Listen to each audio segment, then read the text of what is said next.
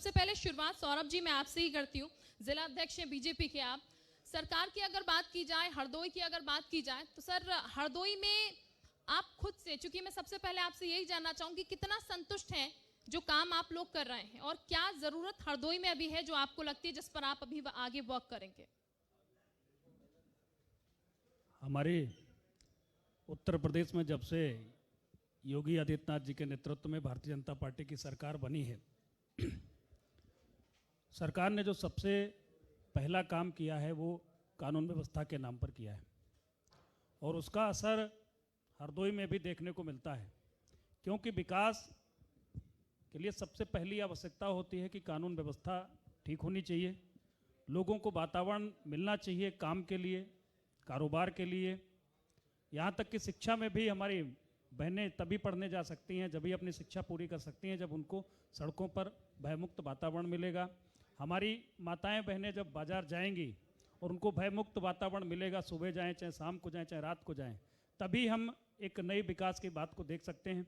उसके साथ साथ ही अटल जी ने शुरू की थी जो देश में सड़कों की व्यवस्था को लेकर जो सपना देखा था कि कश्मीर से लेकर कन्याकुमारी तक और अटक से लेकर कटक तक देश को जोड़ा जाए, और उसको 2014 में नरेंद्र मोदी जी की सरकार बनने के बाद बखूबी आगे बढ़ाया गया। और जब उत्तर प्रदेश में योगी आदित्यनाथ जी की सरकार में भाजपा की सरकार बनी, तो डबल इंजन की सरकार ने सड़कों में, बिजली में, एक समय था जब हरदोई में बहुत कम बिजली आती थी, लोग तारों पर कपड़े सुखाने लगे थे, लेकिन आज हमारी गांव में 18 घंटे बिजली मिल रही है, शहरों में 24 घंटे बिजली मिल रही है। और ये सारे के सारे, चाहे कानून व्यवस्था हो, चाहे सड़कें हो, चाहे बिजली हो, और चाहे अन्य बुनियादी सुविधाएं हो, सरकार ने मेडिकल कॉलेज दिया है, तमाम बुनियादी सुविधाओं के माध्यम से 2017 के बाद हरदोई विकास के पथ पर निरंतर आगे बढ़ रहा है। और हमारी सरकार का और पार्टी का, चूँकि हमारे पंडित दीनदयाल उपाध्याय जी ने जो सपना देखा था अंत्योदय का, कि समाज के अंतिम पायदान पर खड़े व्यक्ति को भी सरकार से, जो सरकार के पास सीधे नहीं पहुंच सकता है, या जिसकी सांसद विधायकों के पास सीधे पहुंच नहीं है, हमारी पार्टी, हमारे पार्टी कार्यकर्ता, पदाधिकारी, जनप्रतिनिधि सीधे उनके पास सरकारी योजनाओं के माध्यम से पहुंचेंगे। आज सौभाग्य की बात है कि मोदी जी के नेतृत्व में, योगी जी के कर्मठता से वो सारी योजनाएं ग्रामीण जनता के पास पहुंच रही हैं और हरदोई विकास के पथ पर अग्रसर है। ठीक, प्रेमावती जी, अध्यक्ष जिला पंचायत हरदोई की, महिला सशक्तिकरण का एक उदाहरण तो मैं यही देख रही हूँ। तो हरदोई में मैम महिलाओं को सशक्त बनाने के लिए क्या हो रहा है, और महिलाएं कितनी सशक्त हैं हरदोई की? सबसे पहले तो मैं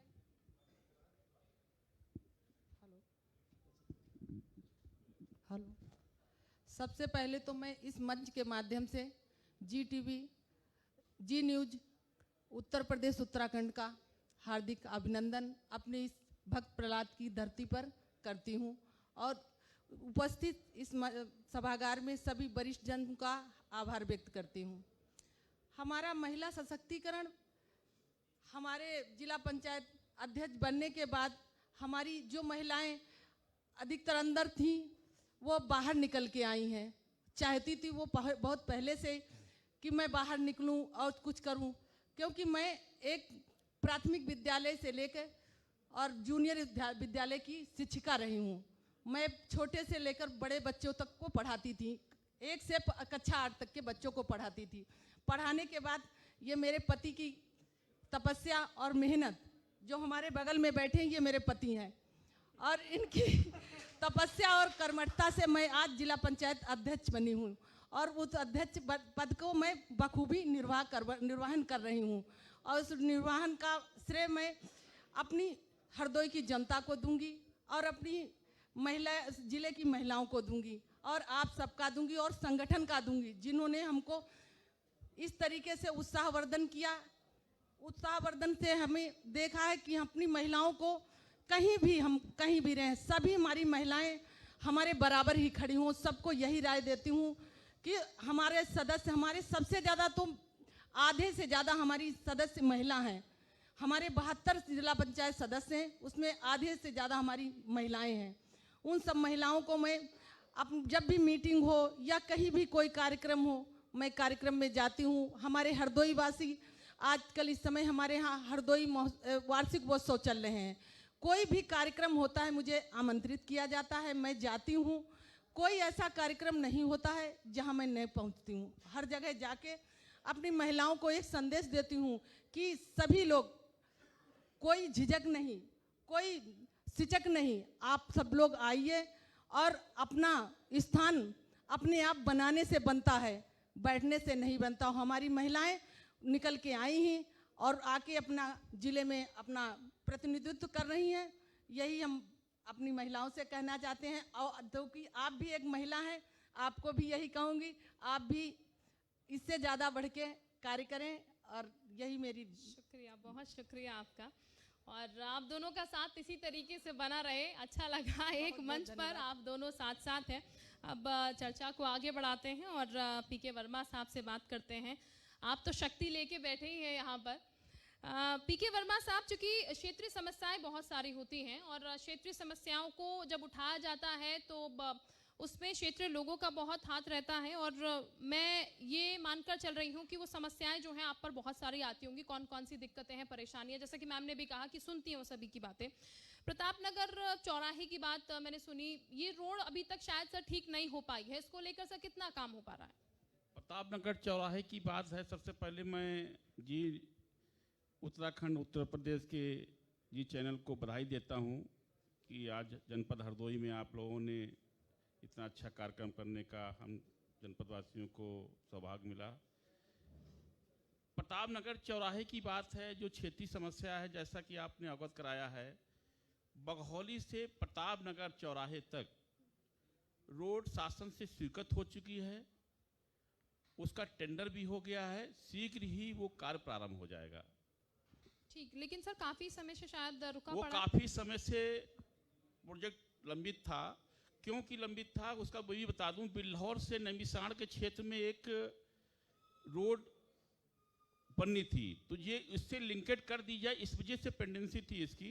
मगर बघौली से और जो प्रतापनगर चौराहा का चौड़ीकरण, उसका टेंडर स्वीकृत हो गया है, शीघ्र निर्माण कार्य शुरू होगा। ठीक, पीके साहब, यहाँ पर जब हम हरदोई की बात कर रहे हैं तो व्यवस्थाएं अगर हम देखें तो यहाँ पर आपको क्या लगता है कौन सी ऐसी चीजें, क्योंकि उद्योग जगत की जब हम बात करते हैं, उद्योग इंडस्ट्री तो इतनी ज्यादा नहीं है, अभी डेवलपमेंट की बात की जा रही है और जाहिर है जब उद्योग लगेंगे तो लोगों को रोजगार मिलेगा, डेवलपमेंट आएगा यहाँ पर, उसको लेकर सर कितना काम हो रहा है? इससे इतर अगर हम बात करते हैं तो कौन सी ऐसी चीजें हैं हरदोई में जो कि अभी डेवलप होने की कगार पर है या फिर उन पे ज्यादा ध्यान देने की जरूरत है? क्योंकि आप ज्यादा बारीकी से निगाह रखते होंगे, शिकायतें भी आपके पास आती होंगी।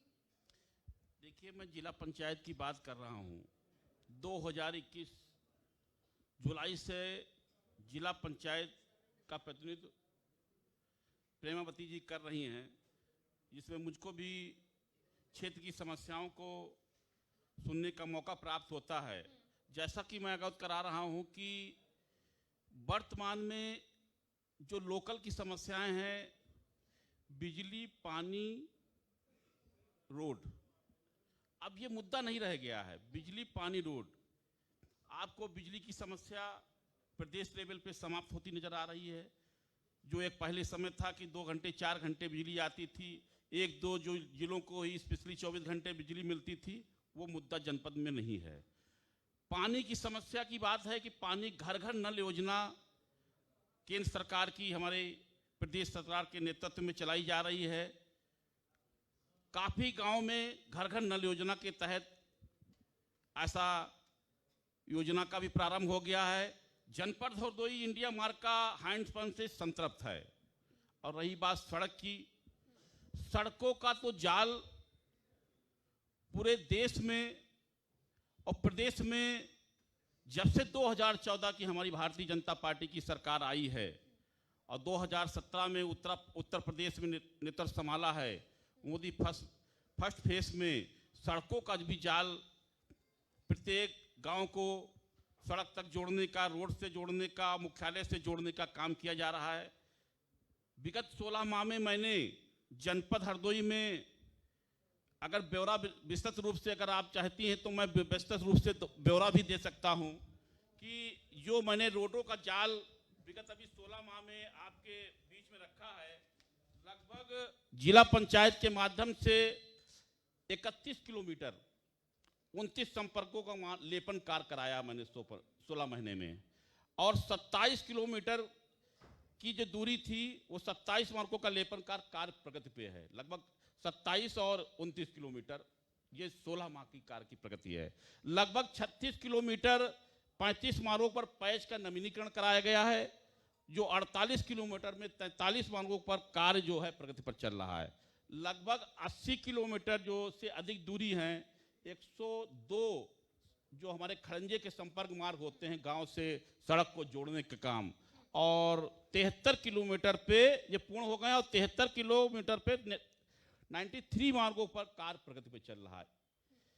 रही बात जल निकासी की बात में, जो हमारा जो केंद्र सरकार की टाइड एंड टाइड ग्रांट आ रही हैं, जिसमें केंद्र सरकार ने निहित कर दिया है कि ये पेयजल पे, ये सैनिटेशन पे ही पैसा खर्च होगा, जो विगत 2 वर्षों से ही ये ग्रांट आना शुरू हुई है। उसमें टाइड ग्रांट के अंतर्गत जो है हम लोगों ने जनपद हरदोई के शहर के साथ साथ संपूर्ण जो हमारे विधानसभाएं हैं 38 नालों का मैंने टेंडर किया है, जिसमें लगभग 12 नालों के निर्माण जो आरसीसी के नाले हैं, जिनकी लाइफ 25 से 30 वर्ष है, स्थायी कार्य है। ये नहीं खड़ंजे के नाले बन रहे हैं, आरसीसी के नाले बन रहे हैं, जिसे 5 पूर्ण हो गए हैं, 12 पे निर्माण कार्य चल रहा है। गांव के प्रत्येक गांव में जो हमारे जनपद हरदोई के 72 जिला पंचायत सदस्य के वार्ड हैं, 72 जिला पंचायत साथ में मैंने 200 एलईडी लाइट फिलिप्स कंपनी की प्रत्येक गांव में वो सरकारी पोलों पर लगाने का कार्य ठीक किया। सर, यानी कि पूरी एक लिस्ट तैयार है, काम तो हो रहा है, ये लिस्ट नजर तैयार आ रहा है। एक और है, महिला सशक्तिकरण की बात आपने की है। मैंने अभी जनपद हरदोई के जितने भी थाने हैं, महिलाओं के लिए एक पिंक शौचालय का भी देने का कार्य किया, जिसका टेंडर मैंने कर दिया। चलिए, ये हरदोई की जनता बहुत खुश होगी, क्योंकि एक पूरी लिस्ट आप तैयार करके आए, तो जाहिर तौर पर काम तो हो रहा है यहाँ पर, क्योंकि लिस्ट तभी होगी हाथों में जब काम आप करेंगे यहाँ पर। सौरभ मिश्रा जी, एक युवा होने के नाते युवाओं के लिए जब हम हरदोई की बात करते हैं, तो एक युवा हरदोई को किस नजरिए से देखता है? क्योंकि अक्सर ये होता है, एजुकेशन की हम अब मैम से बात कर रहे थे, तो एजुकेशन सेक्टर में चीजें हैं यहाँ पर, लेकिन उस स्तर पर या फिर रोजगार की जब बात कहते हैं, क्योंकि रोजगार और एजुकेशन एक ऐसा मुद्दा है जिसको हम छोड़ नहीं सकते, घूम फिर कर वो बार बार वापस आ ही जाता है। तो युवा जब हरदोई को देखेगा, तो मैं रोजगार के लिए यहाँ क्या देखूंगी, मैं एजुकेशन के लिए यहाँ क्या देखूंगी, और कई बार स्थितियां फिर ऐसी आ जाती हैं कि फिर मुझे दिल्ली का रुख करना पड़ता है या दूसरे स्टेट्स का रुख करना पड़ता है, जहां पर स्टडी अच्छी हो, जहां पर मेरे माकूल या फिर कह लीजिए अच्छी और एजुकेशन, अच्छा और रोजगार मुझे मिल पाए। देखिए, जो शिक्षा के क्षेत्र में आपने बात कही है, एक समय था जब हरदोई नकल के लिए बदनाम हुआ करता था। हमारी पिछली भाजपा सरकार में जब माननीय राजनाथ सिंह जी, जो अब केंद्र में मंत्री हैं, शिक्षा मंत्री बने, तो नकल अध्यादेश लाए थे। उसका व्यापक असर हरदोई में भी पड़ा था, लेकिन हमारी ये सरकार बनने के बाद पूरे देश से नकल से पास होने वाले लोग इस हरदोई में आते थे। लेकिन हमारी सरकार बनने के बाद इस बार तो हमारे उच्च शिक्षा मंत्री हमारे जनपद से हमारी विधायक हैं, बड़े पैमाने पर सरकार काम कर रही है। मेडिकल कॉलेज दिया है, अभी इंजीनियरिंग कॉलेज की बात पिछले सत्र में चल रही थी। आवश्यकता अनुसार हम सब भी उसकी डिमांड सरकार से करेंगे, और उसकी जो मानक होते हैं वो पूरे होंगे तो निश्चित रूप से वहाँ पर ये बनने का काम करेगा। बाकी जितने भी इंटर कॉलेज, डिग्री कॉलेज, महिलाओं के लिए कॉलेज बड़े पैमाने पर सरकार पहले ही खोल चुकी है। जितनी जो आवश्यकता होगी हरदोई जनपद से युवाओं के माध्यम से, क्योंकि युवाओं का विश्वास भारतीय जनता पार्टी ने इस जनपद में हासिल किया है। इस बार 8 की 8 विधानसभा सीटें युवाओं के कारण ही भारतीय जनता पार्टी की झोली में है। लगातार 2 चुनाव से लोकसभा की दोनों सीटें भारतीय जनता पार्टी की झोली में है। इसलिए हम भारतीय जनता पार्टी के लोगों का और सरकार का भी ये दायित्व है कि हरदोई जनपद के युवाओं का जो अपेक्षा सरकार से और संगठन से है, हम उसको निश्चित तौर पर पूरा करेंगे। जो उनकी अपेक्षाएं होंगी, क्योंकि लखनऊ हमारे से नज़दीक है, तो कई चीज़ें हम लोगों को बुनियादी सुविधाएं लखनऊ के माध्यम से प्राप्त हो जाती हैं, लेकिन जो आवश्यकता होगी, जो लोगों की मांग होगी, उसके अनुसार सरकार और संगठन युवाओं के साथ खड़ा होगा। ठीक, युवाओं के साथ सरकार। एक बात पिछले प्रश्न किया था पीके जी से आपने उद्योगों को लेकर, मैं बता दूं 2017 जब 11 मार्च को उत्तर प्रदेश की सरकार ने जब शपथ लेती योगी आदित्यनाथ जी ने, तो हमारा जनपद में संडीला इंडस्ट्रियल एरिया आता है, एक भी क्रियाशील यूनिट वहाँ पर नहीं थी। आज 400 से ज़्यादा क्रियाशील यूनिटें संडीला में काम कर रही हैं, हज़ारों दसियों हज़ार लोगों को रोजगार दे रही हैं, अप्रत्यक्ष हज़ारों लोगों को रोजगार दे रही हैं। आज स्थिति यह है कि संडीला इंडस्ट्रियल एरिया में लोगों को प्लाट नहीं मिल पा रहे हैं जहाँ पर वो अपने यूनिट्स लगा सकें। बड़े बड़े, चाहे वर्जर पेंट्स हो, पेप्सिको हो, चाहे बेबलेस कार्ड के हो, तमाम बड़ी बड़ी इंडस्ट्री आज संडीला में आई हैं, जो प्रत्यक्ष और अप्रत्यक्ष हरदोई में युवाओं को रोजगार देने का काम कर रही हैं। ये हमारी सरकार का एक बड़ा काम है हरदोई के लिए। बिल्कुल, बहुत बेहतर सर। आगे आने वाले समय में उम्मीद यही कि रोजगार जितना डेवलप हो पाएगा उतना हरदोई भी डेवलप होगा। मैं प्रेमावती जी के पास चलती हूँ। मैम, चूँकि दो पुरुषों में आप एक महिला हैं, तो बार बार घूम फिर कर महिलाओं को लेकर ही प्रश्न मैं आपसे कर रही हूँ। आगे का रोड मैप अगर हम देखें, चूँकि आप लगातार निश्चित तौर पर अभी भी काम कर रही हो, आगे के लिए महिलाओं के लिए क्या प्लानिंग आपकी है? फ्यूचर प्लान क्या है कि महिलाओं को और सक्षम किस तरीके से करना है? छोटे स्तर से कैसे महिलाओं को बढ़ाना है, एक बड़े लेवल तक ले जाना है? हम महिलाओं को सहायता समूह के माध्यम से आगे बढ़ाएंगे, और ताकि हमारी महिलाओं को रोजगार मिल सके, आत्मनिर्भर हो सकें। हमारी सरकार भी इस उद्देश्य में लगी हुई है और बराबर काम कर रही है। जैसे हम लोन के माध्यम से अब महिलाओं को आगे बढ़ाएं, रोजगार बढ़ाएंगी। जब लोन मिलेगा, उन लोन से कोई भी विकास कार्य कर सकती हैं, कोई भी बिजनेस कर सकती हैं। तो एक तो ये लोन हो गया, उसके बाद कढ़ाई, बुनाई, सिलाई, इससे ऐसे बहुत सारे हमारे कार्य चल रहे हैं गांव में। उसके माध्यम से हमारी महिलाओं को रोजगार मिल रहे हैं और वो सशक्त बन रही हैं। बिल्कुल, तो ये पूरा एक रोड मैप भी मैं हमने बता दिया किस तरीके से यहाँ पर आगे काम होगा। बहरहाल आप तीनों का बहुत शुक्रिया अपना कीमती समय यहाँ देने के लिए। बहुत बेबाकी इंजीनियरिंग कॉलेज के लिए हमारा जिला बहुत ही शुक्रगुजार है और इसके लिए प्रयास भी कर रहा है हमारा जिला। सभी हमारे विधायकगण, सांसदगण, सभी लोग इसके लिए लगे हुए हैं। जैसे मेडिकल कॉलेज आया, वैसे इंजीनियर कॉलेज भी आया। बहुत बहुत शुक्रिया मैम आपका, बहुत शुक्रिया सौरभ जी आपका, प्रेमावती जी आपका, और पीके वर्मा साहब बहुत शुक्रिया आपका यहाँ पर समय देने के लिए, और बहुत बेबाक तरीके से यहाँ पर बात रखी अपने। तो कुछ और सवाल जवाब भी यहाँ पर होंगे। आप तीनों का ही बहुत शुक्रिया। मंच पर तीनों गणमान्य लोग हमारे साथ थे, और किस तरीके से काम हो रहा है, क्या काम हो रहा है, ये बातें जो है हम जानने की कोशिश लगातार यहाँ पर से कर रहे हैं। और कोशिश हमारी यही है किसी भी तरीके से हम ये जाने यहाँ पर कि हरदोई में विकास कैसे होगा, हरदोई जो है वो आगे किस तरीके से बढ़ रहा है। हम अपना अगला पैनल जो है उसकी शुरुआत भी करेंगे, और इस वक्त हम मंच पर आमंत्रित करना चाहेंगे Ajit Pratap Singh, senior bureau chief, ji Uttar Pradesh Uttarakhand के। सर, आप जहां कहीं भी है प्लीज मंच पर आइएगा। अजीत जी, मैं चाहूंगी आपसे प्लीज मंच पर आइएगा। Ajit Pratap Singh ji senior bureau chief है, लखनऊ जी उत्तर प्रदेश उत्तराखंड के। वो मंच पर अगर आप आए इस वक्त, चूंकि सम्मानित हम यहाँ पर करेंगे, और चले हम कार्यक्रम को आगे बढ़ाएंगे अभी, चूंकि अजीत जी, चलिए इस वक्त अजीत प्रताप सिंह हमारे साथ हो चुके हैं, senior bureau chief, ji Uttar Pradesh Uttarakhand के। सर प्लीज मंच पर आएगा ताकि हम सम्मानित यहाँ पर अपने खास मेहमानों को कर पाए। और मैं अजीत जी से गुजारिश करूंगी सौरभ मिश्रा जी को मोमेंटो देकर यहाँ पर सम्मानित वो करें इस वक्त, और हमारे साथ प्रेमावती जी भी हैं, सम्मानित उनको भी कीजिएगा, चूंकि कीमती समय अपना निकाला है यहाँ पर, और बहुत बेहतर तरीके से अपनी बातचीत जो है उन्होंने यहाँ पर रखी है। और ये कोशिश हमारी यही है कि हरदोई से किसी भी तरीके से हम तमाम वो जो बातें हैं उन्हें जानने की कोशिश करें। तमाम एजुकेशन सेक्टर, उद्योग धंधे, रोजगार, ये तमाम जो एक किसी भी जिले की, किसी भी जनपद की ज़रूरत होती है, नीड होती है, उन चीज़ों को हम जानने की यहाँ पर से कोशिश कर रहे हैं। बहुत शुक्रिया आप तीनों का ये मंच साझा करने के लिए। और इस वक्त हमारे साथ कुछ और खास मेहमान भी हैं, पैनल को हम आगे बढ़ाएंगे और कुछ और चर्चा करेंगे, और अलग अलग सेक्टर से अब हमारे साथ लोग जो हैं वो जुड़ते हुए नजर